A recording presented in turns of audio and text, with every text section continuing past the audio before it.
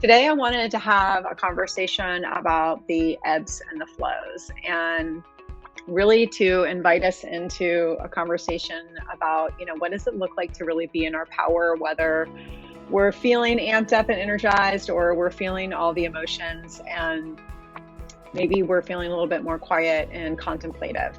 So, one of the things that I have found is that we can find power in both of the ebbs and the flows. And we all go through cycles and seasons in our life and inside of our businesses, inside of our relationships, inside of all of the things. And everything has ebbs and flows. It's a natural law. And there are so many different examples inside of nature alone. We can look at the seasons of fall, winter, spring, summer, right? That's a cycle in itself, right? With ebbs and flows of quiet time and, snow on the ground and the trees sleeping to, the big full-on bursting energy of summer, right? There's an ebb and a flow there. The waxing and the waning of the moon, right? The moon growing up to be a big full moon and then waning back down to just be a crescent, and then that, going again and again. It's an ebb and a flow. The waves in the ocean, there's an ebb and a flow. Even as women, we have ebbs and flows with our menstrual cycle when you're in that, period of time where that's happening for you, right? There's a monthly ebb and flow there. When we are in our businesses, there are ebbs and flows, right? We can have times where we're highly productive, where we're super energetic, where we're full on in our energy.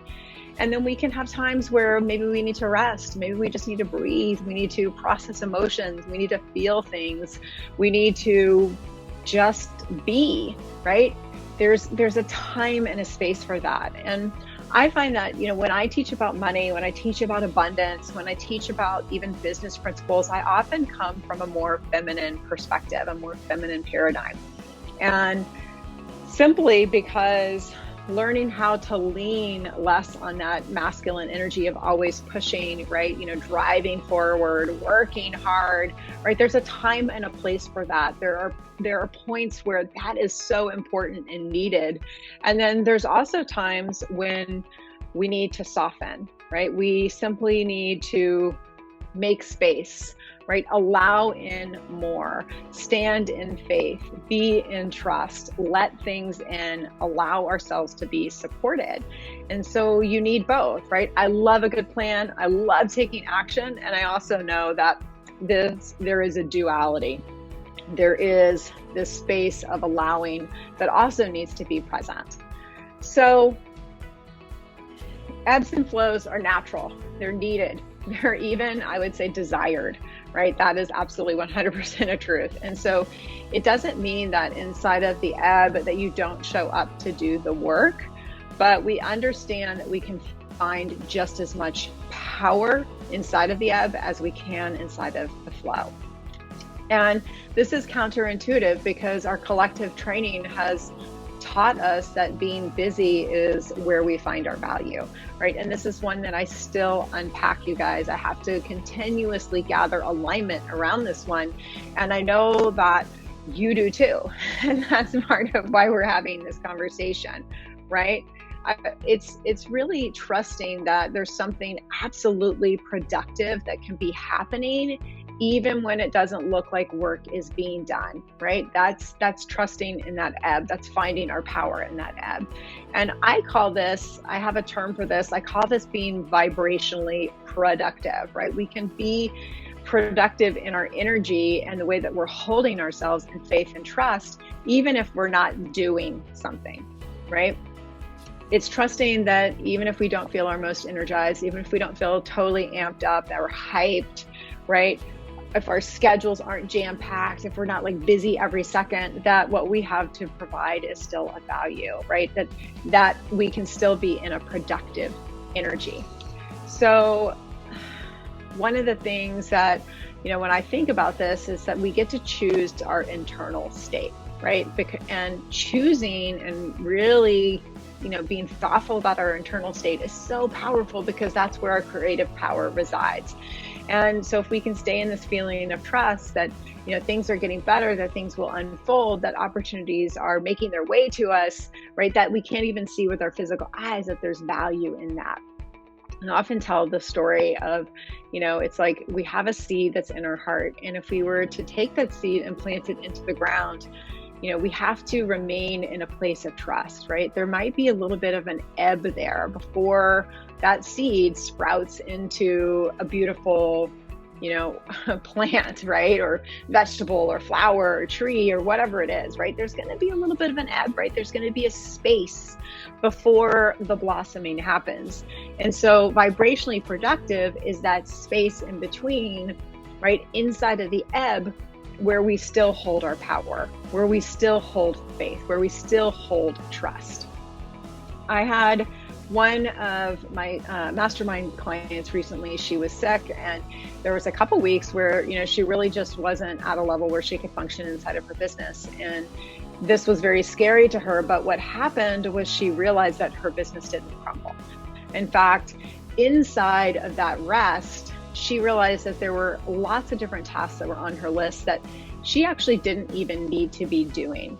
And so while it didn't look like productive work was happening, actually something very productive was happening. She was recognizing that there were a lot of things that she was previously doing that she didn't need to keep doing, and that there were systems or other people who could help her.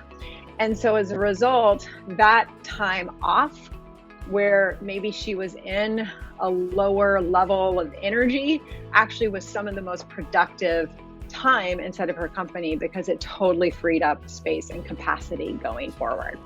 So the way I see it, vibrationally productive is finding a way to really feel in alignment, whether you're in an ebb or you're in a total flow, right? And this is a really big one, because most of us want to be in flow all the time, especially women. We want to be in flow when it comes to money, when it comes to business, when it comes to just about everything, right? We want to have flow, right? We want to be more excited. We want to make more money. We want to feel more inspired. We want to feel more creative. We want to feel more like we have more clients, like we have more flow of business coming our way, like we have more flow of energy. All of those things, we want more. We want to be in that flow.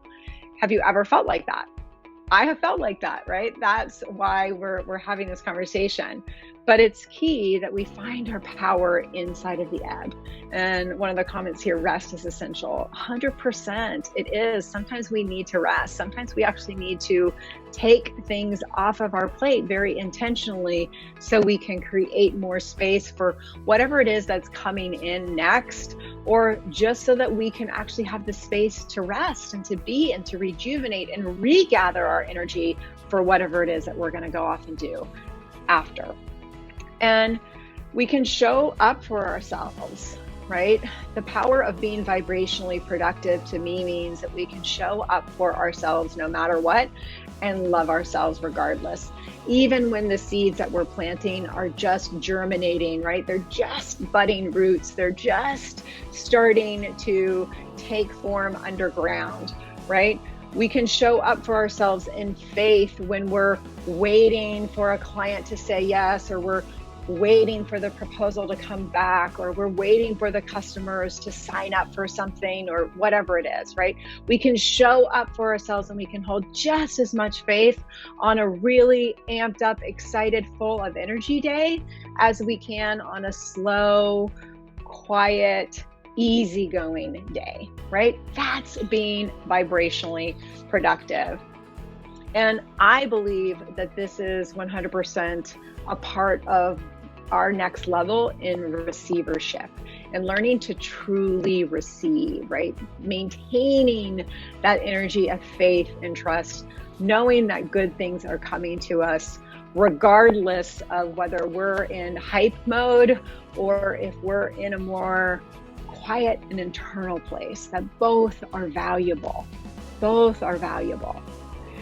And I also believe that finding this level of power inside of the ebb and the flow is a part of our next level results. Because when we can keep ourselves in this vibrationally productive place of still holding faith and still holding trust, our resistance is lessened, right? This is the place where next level results, where quantum leaps can come forward, because we're not doubting, we're not taking score, we're not looking at evidence of what's not happening, right? We're standing in faith and trust, which is so, so key.